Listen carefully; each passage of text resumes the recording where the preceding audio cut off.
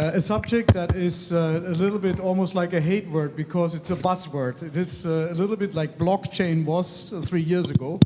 Everybody's talking about AI. I spoke to Kenneth. There's even a rumor that public funding in Singapore would only be linked to AI tools, but you said it's not true. But it shows you, every rumor has some foundations. It shows you what kind of importance this word has gotten for us. And since we want to keep things very lively here, we want to basically think about how can we convert a buzzword into actionable items, and how can we really make it, bring it to good use. And this is why I'm quite excited that we have a very wide spectrum of people sitting here that can apply things to their particular part of our industry, and we will jump into that quite fast. I was thinking about how can I set the scene, and then I saw when I did some research a LinkedIn post by a person most of us know, Shakib Abisab.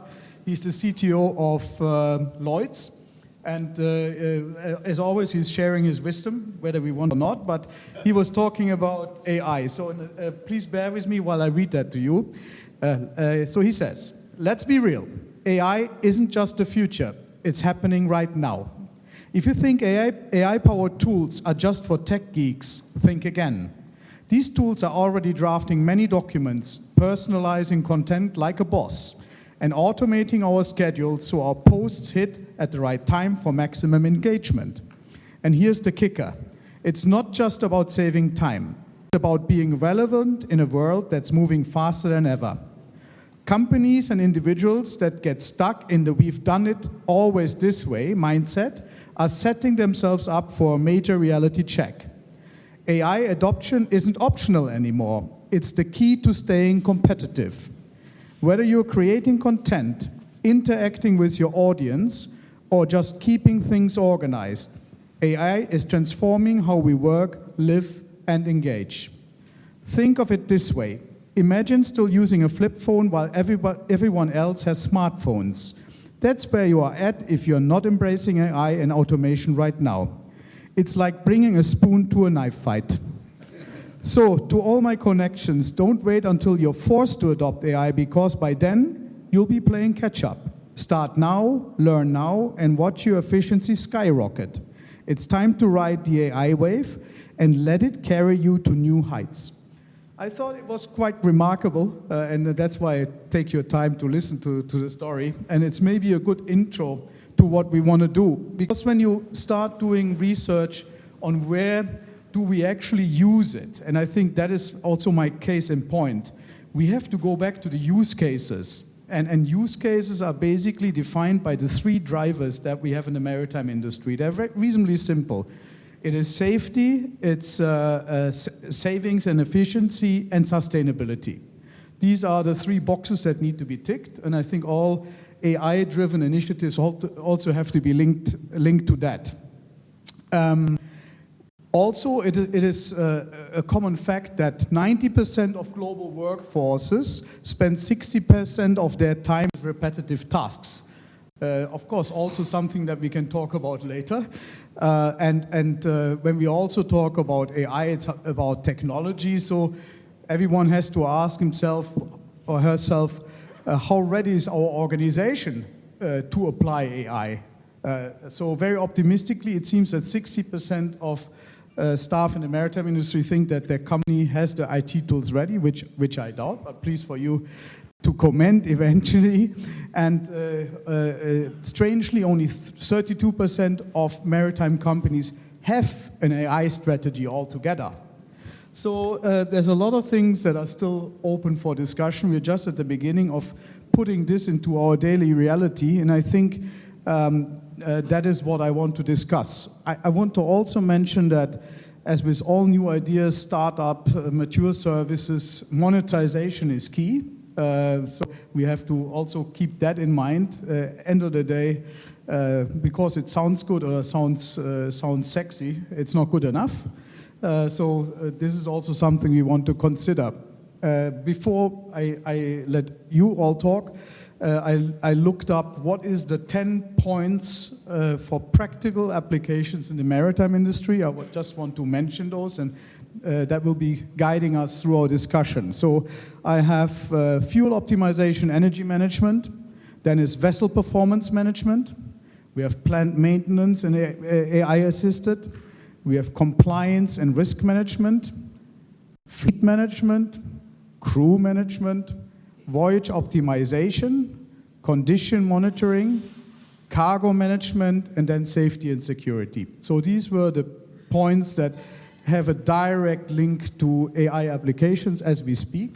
But maybe now is a right time to jump into things. We have good cross-section. Of course, we have heard you before, but I'm sure you have some additional fun ideas. Jamie from the owner-manager side. Then happy to have Cynthia here for the ports and intelligent ports, rather.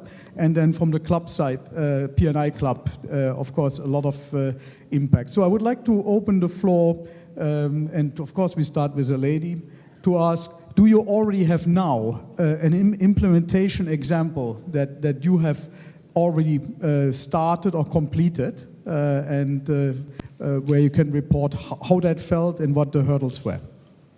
Yeah, thanks for that, Peter. I think it's a very good, extensive introduction. So where we are trying to get at is, for AI, we're trying not to make it sound like a bad Botox job.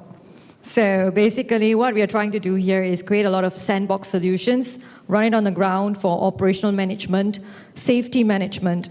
You see, the environment that we come from, Jurong port is a little bit different from the container ports that you see around the world. All right, we are in the traditional 150-year-old shipping environment where it's 80% of the time manual labor.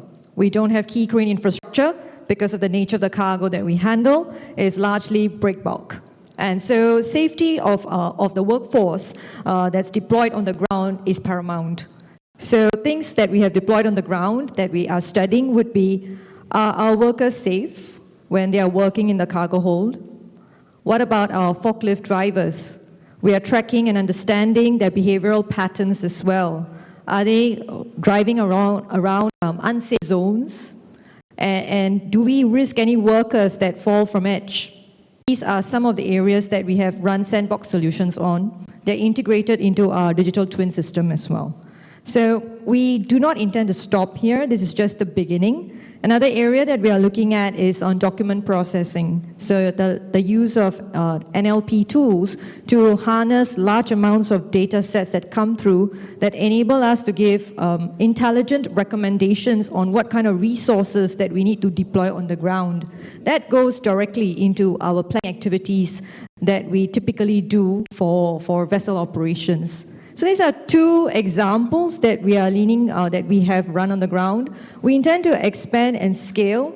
I have to say, in port management, we are not there yet in terms of identifying the right strategic roadmap, because at this stage, let's get out and understand where the use cases are, deploy them on the ground, study them. What do we need to combine them with? AI cannot operate on its own. It's usually AI and something. So it could be AI and connectivity, AI data, AI software, and IoT, so on and so forth. At the end of the day, it's about making it real and relevant. So that's why I really love the LinkedIn post, put our Chakib. Yep, that was a good one. And it's a constant study. Let's not be afraid to study and fail, because at the end of the day, we need to fail in order for us to be able to be successful at it. So yeah, that's what we do.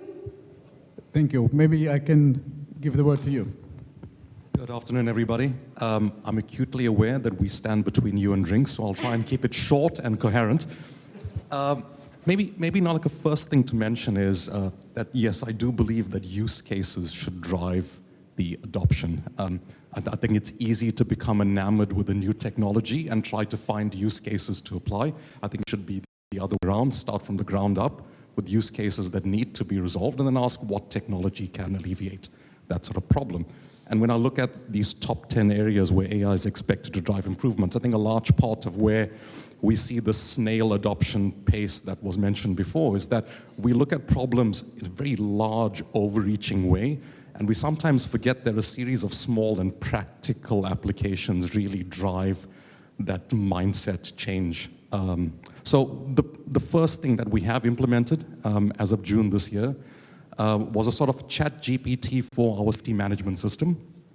So through our Teams interface, available both on our desktops and our mobiles, we allow our employees to ask questions about the safety management system in a conversational manner, and you get responses, citations, and links to each of the documents as well, including a short summary. Since rolling it out to our shore staff, we've now started rolling it out to our fleet of vessels as well. Since then, we've not only limited our knowledge scope to the safety management system, we've also included things such as internal circulars and alerts, externally issued circulars and alerts, and now we've actually greenlit a series of other projects to sort of augment it with even more knowledge sources, such that it becomes the most comprehensive knowledge tool within the organization. And what is your adoption rate? It's been overwhelmingly positive to a point where I'm not sure if people have actually really delved into it to like the depths. I've not heard a single complaint, which at first seems really good, but also concerning as well. So we really have to balance it as well. From the vessel side, all of the masters are asking it to be installed on both the masters and chief engineers' laptops or like at the workstations.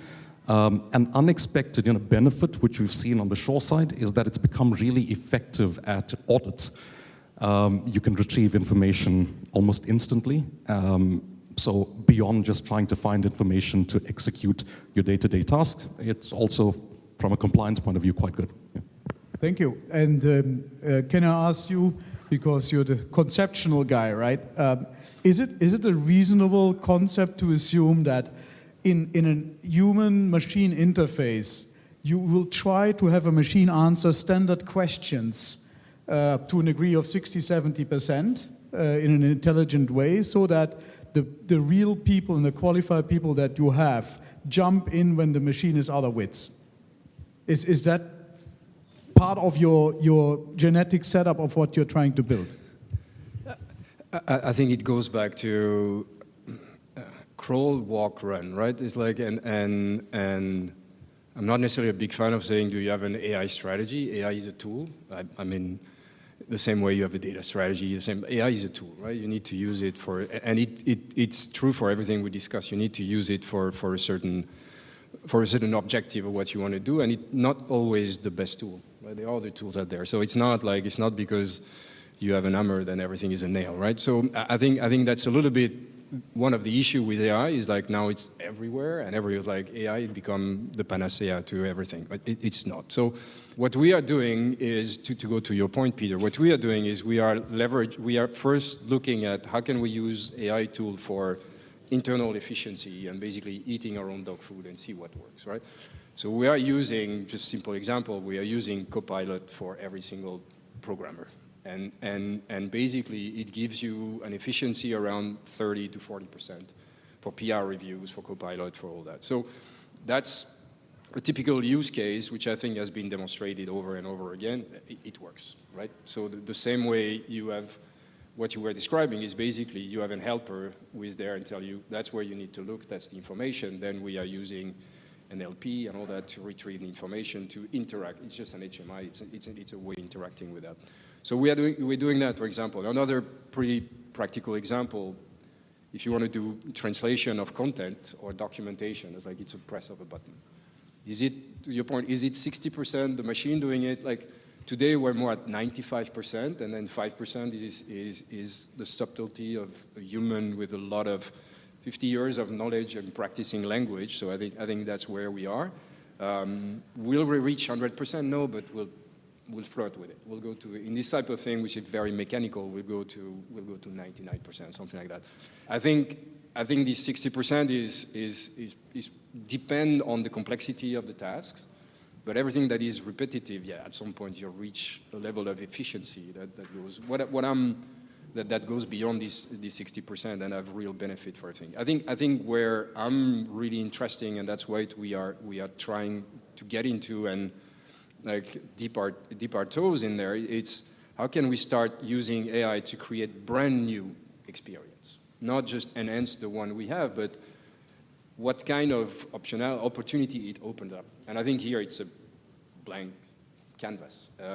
We are exploring, we are playing with a few things, but here you need to be a bit creative and find where we are going. But we are implementing AI basically everywhere where there is an efficiency. Potentially you could use an AI tool. It's pretty straightforward. Thanks for that. And we're not going yet what you're scared about. That's one of my next questions. So, yeah. But Rahul, I'm sure you also have a use case to share or something that you're working on in that space. Yeah, thanks. Good afternoon, everyone. So if you look at some of the mission statements from big companies like Apple, Microsoft, Google, you will see that they are all very human-centric. They talk about user interface, they talk about getting the information, they talk about empowering individuals. So I think what's most important is that for technology, AI, to always stay human-centric. There are differences between AI, which is more about machine learning and then making decisions, and automation. So I think what you mentioned about, we are repeating maybe 50 or 60% of our tasks, I think that issue can be easily resolved with automation, where the machine is not actually making decisions. And I think that is very, very important, especially for the seafaring community or even for the club. So what we have done is we have got lots of data, maybe data from over 25, 30 years of all the claims that we see at the club. And we have put that data and we have automated. So if we want to go to a port or if we want to carry a cargo, we can easily get data on what kind of issues we've had with these things. And we can then have that data sent to whoever is going to that port next. And sending that information can be automated. So that is one aspect of it. But I think from a seafarer's perspective, again, it's very, very important that it remains simple. It is easy for him or her to understand and then implement. We don't want to be in a situation where, it's the doomsday kind of scenario like the movie Terminator, where the mankind is kind of trying to fight the machines to survive. So we don't want to end up in a situation like that, at least not in the distant future. But I think it's very important to keep things simple, keep things more human-centric, and try and distinguish between what is AI and what is automation. We did a small project on AI in the club where we thought that we could use something like ChatGPT to see what kind of answers we can get back on the kind of queries that we get at the club, whether they are from a loss prevention perspective or from a legal perspective. And we saw that it was only about 30 to 35% accurate, and that goes into data. So if the kind of data that is going into the system is so if it's garbage in, it's garbage out, right? So you need to have the people who have the expertise to actually monitor what is being delivered by technology, at least for the next many years, so that we can reach the kind of efficiency which Nicholas just talked about. Yeah, it has to do also with data quality. I call it the beautiful dashboard effect. The more wonderful a dashboard looks like, the less people look into the source of the data and whether it's whether it can be correct. And it comes also back a little bit to the definition of AI. I think there's also, or the tool itself, is also a lot of misconceptions, right? Where generative AI is basically using neural networks in deep learning, right? And which really makes the step from going away from purely historical evaluation of data to a truly predictive way, right? So then looking into the future, and if you just had your way in your area and you were not restricted by operations or budgets, what would be for the future one of your perfect examples for a dream project involving AI? Well, honestly, I've yet to see a true AI, 100% AI solution out in the world because it involves 4 different types of models, right? So basically, if I had my way and budget was not a constraint, I would love to build an AI-operated terminal completely. Sorry, Kenneth. It helps Singapore, so yeah. Yeah, where, you know, you don't need to, where you bring in the human element only to say yes or no, all right? But everything else is pretty much run on an AI-operated terminal. Then you don't have customers coming to you and saying, this is biased, you're not giving me any priority. You don't have vendors saying that, hey, you're not being reasonable to me, you know? So 100%, you just talk to the machine. But that's a dream, yeah? That's a dream. Thanks for that, Franco. And Jamie, any ideas? Oh, this one, Alec, is an interesting one. I'd have to choose the biggest elephant in the room, and that has to be in a decarbonization, I guess. Right? If there was no restriction on anything, absolutely, I would love to have as many sensors on board, as many vessels as possible, with edge computers on board those vessels, transmitting as much data as possible back to not only the shore, but allowing the people on board to take real-time decisions for fuel optimizations. You're then able to build lots of models, feed that back into new building for lines plans, lead it into better vessel designs. You can even adjust for the tangible effects of the retrofitting of energy-saving devices, and then provide assured data to even financiers that then provide green finance to for the ship owners to further extend the life of vessels. So, yeah, it's a big project, but I think it'll be fun. Stop dreaming now, it's dangerous. Nico. Yeah, I've been thinking about that since we discussed about it. It's like, it's mixing this idea of risk and an ideal scenario, right? Because in the ideal scenario, you start eliminating humans. That's why I appreciate what you were saying. It's like, it's still eliminating the interrelationship with humans, and of course we're humans, so we just see the negative part, right? The people complaining, but there's also a great part of working with humans, and we are in the human capital management. So I'm definitely not going to eliminate the human from the equation.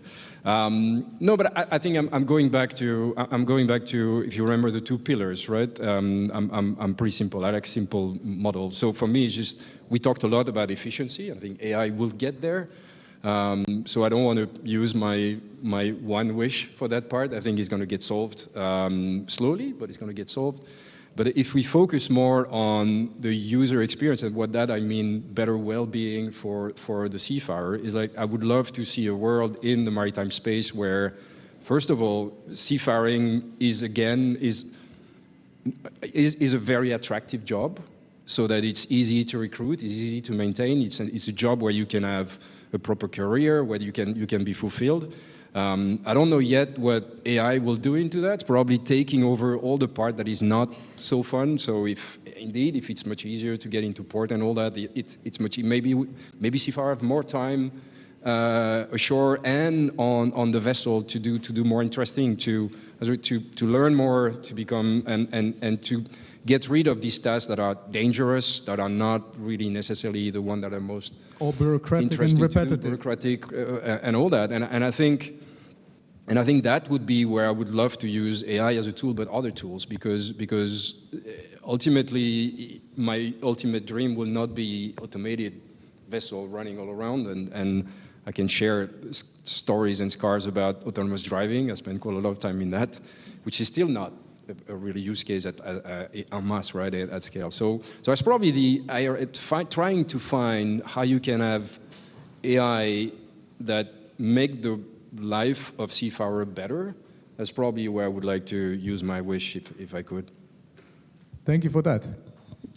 I think coming from a insurance background, I think the ideal situation would be where AI would be able to predict any incident before it happens. So as long as it can predict the future from a maritime perspective, I think that would be ideal. I think it's also another aspect from an AI perspective is that a lot would depend on what you're asking AI to do. So I think there needs to be some sort of a training. Now, when I see a lot of the job ads for seafarers or for people who would want to work for maritime organizations ashore, there is very little requirement on dealing with technology. So usually you would see that you need to have experience, you need to have your competencies, you need to have some sort of a training, but there is very little requirement on technology. And like you mentioned at the start of the session, that technology is part of our lives and we have to be on board, otherwise we'll be left behind. So I think it's very important that it becomes part of the curriculum so that everybody kind of knows what exactly they need to get out of AI for it to give the right answer. It's a very valid point, and it's still a digital reality that a lot of people who come on board go back 20 years in digital time. In their private life, they're very much used to having all kinds of digital tools at hand, AI assisted or not. And it's also a reality that at this point in time, only 15% of the maritime respondents have said that they have received any sort of technical or AI-related training. So that is, of course, a gap of 85% to be filled by the world's leading training platform, right? Well, also I want to mention, since Kenneth is in the room, I read and I was surprised that in terms of AI developments, the 3 leading countries in the world is the US, Singapore, and India. So I just want to throw that in to show that we're very relevant here in this location to talk about it. There's a couple of very interesting questions, I think, which I want to pick up. Klaus, wicked as always.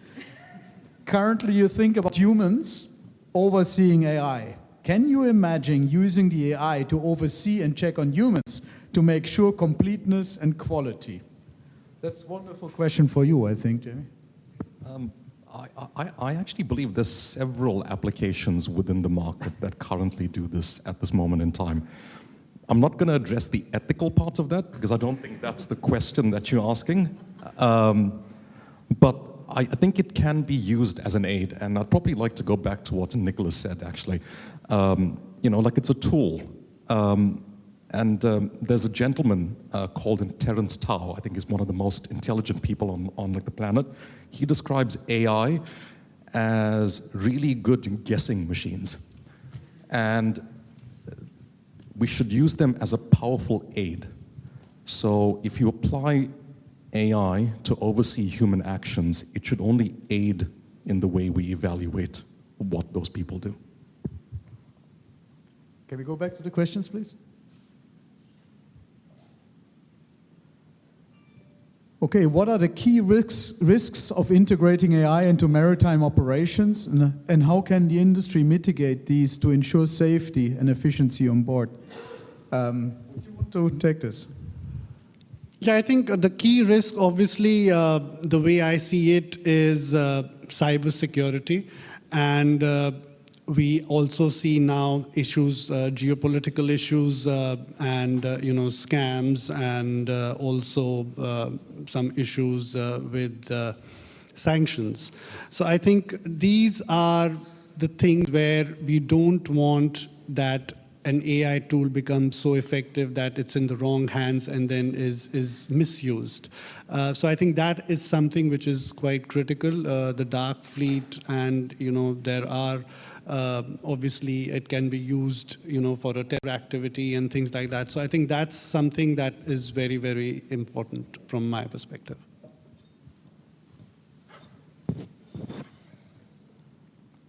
Okay, what key skills are needed to ensure effective human-AI collaboration in maritime operations? Would you like to take that? Okay, I'll take it. Don't fight.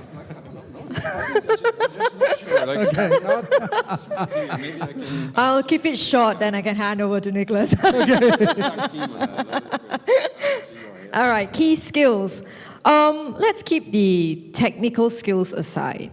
Essentially, I think what's important here is to have a logical mindset, a logical open mindset when you actually look at AI collaboration. Essentially, right, when you train an AI model, it is a function of the human brain. And that presents itself whatever way you want it to think as well. So what's important is to have a very open, logical mindset. Be very neutral with the data that you're feeding into your AI tool. You don't need to be a tech-savvy person to do this. You just need to come in with zero biasness and come up with as many data sets as possible in order to train it to as an unbiased model as possible. Yeah, so that would be what I would say would be a critical area to look at in terms of effective human-AI collaboration, and also growth mindset. Let's keep a growth mindset, right? There's always improvements to be made. Let's look at things as, hey, that RAG model didn't work out. Oh, this is an uttermost failure. I'm just going to can this and just go into my old self of doing things. Let's look at, okay, what could have been done better? What kind of data should I have fed in? Have I thought through the scenarios? Maybe I should expand my scenario set a little bit more. And then try again. It's okay to fail. You fail, you pick yourself, you run again. I'll hand over to Nicholas. Nicholas, can I also, if you want to comment on that, but how can Seafarer Training incorporate AI technologies? That's your name is written all over there. Yes. I think on that the only thing is like keep your critical senses open. Just to give you an example, so we've been toying around, and then I'll go back to the question, just to bring it back to something very concrete. We've been toying around, like one use case for AI is like, why do we have human create content? Let's have machine, like, you know, you can create movies, you can create all you want now.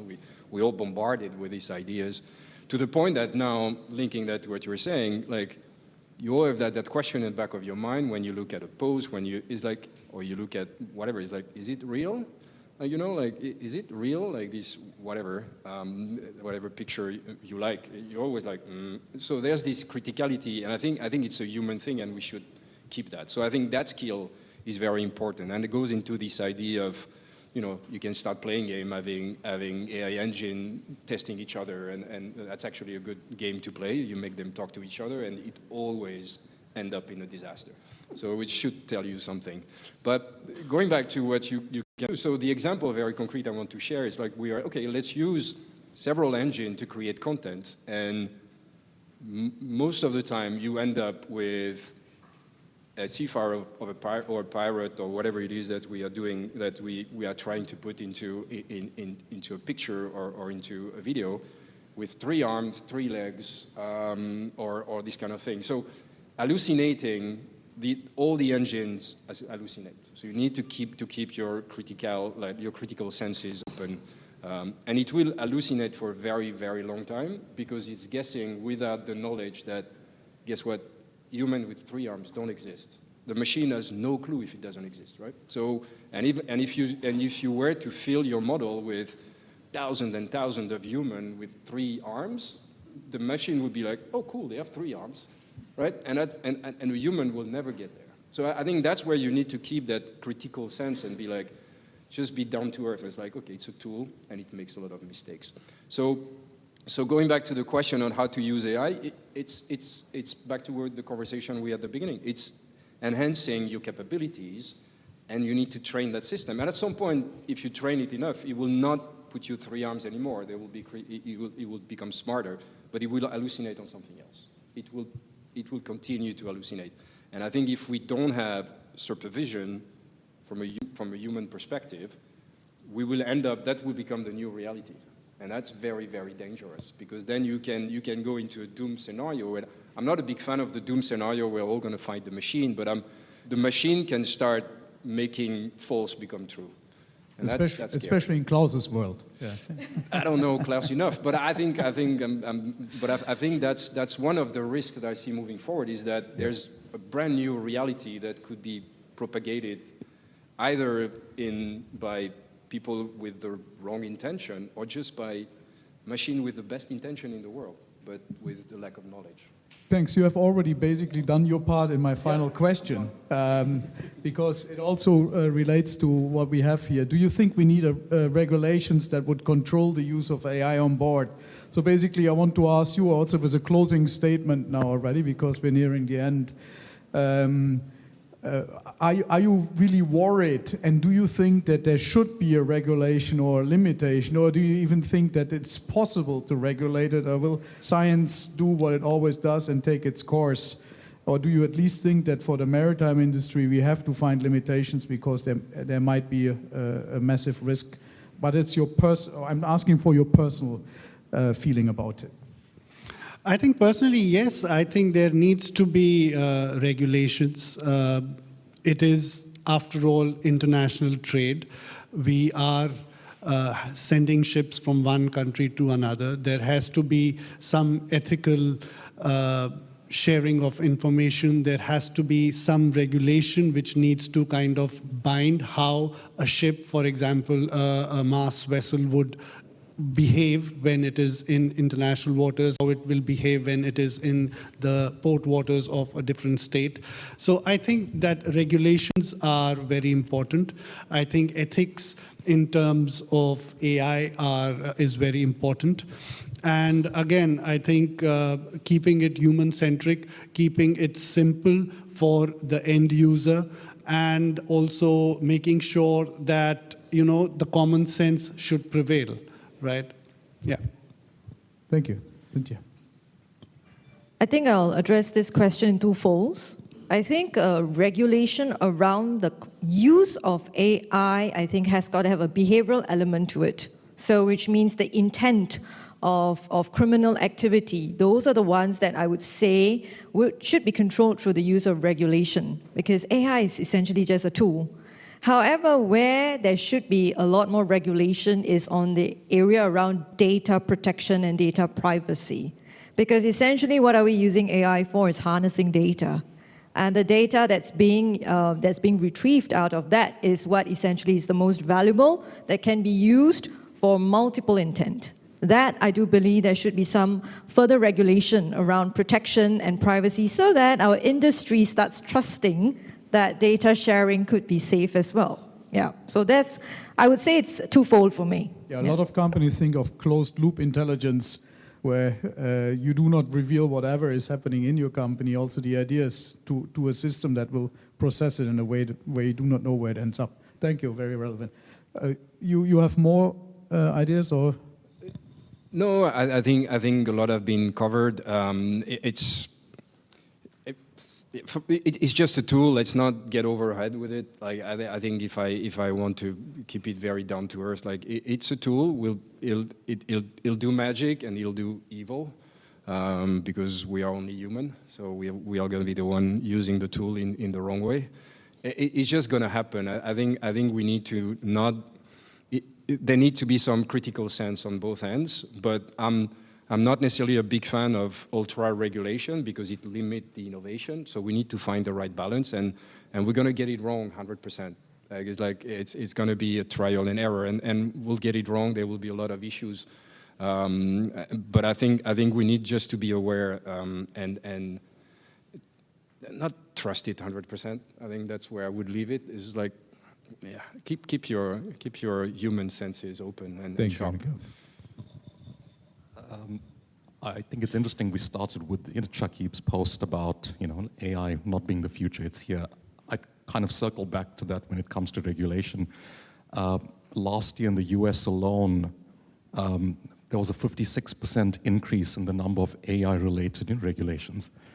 The EU in 2019 has already issued out ethical guidelines when it comes to trustworthy AI. Since then, the Vessel AI project has already adopted it. If you look at, say, in Singapore itself, say in a PDPC, when it comes to data privacy, has already issued out these guidelines, say even in Singapore Computer Society as well. Two things, I do agree with Cynthia, yes, most of it should center around ethics. Most people will look towards government or government bodies to safeguard public interest, so that's probably where it will start. Then you'd look towards industry bodies for more specific, domain expertise. So I don't think whether or not we need regulations, it's coming, but most importantly, it should not stifle innovation. It should be regulated for the purpose of safeguarding us all. Yeah. Thank you very much. And I think what remains to say is it's fun to play with these things, and we surprise ourselves all the time. I've been asked what tool I use to do my LinkedIn posts, and I'm proud to say I couldn't be bothered. But I'm sure there's many fun applications and coming up all the time, but we shouldn't be overwhelmed, and I like your sense of realism, and you say it's our new reality, we have to learn how to live with it, and we have to make the best out of it. Thank you very much for an excellent panel. Thank you. Thank you.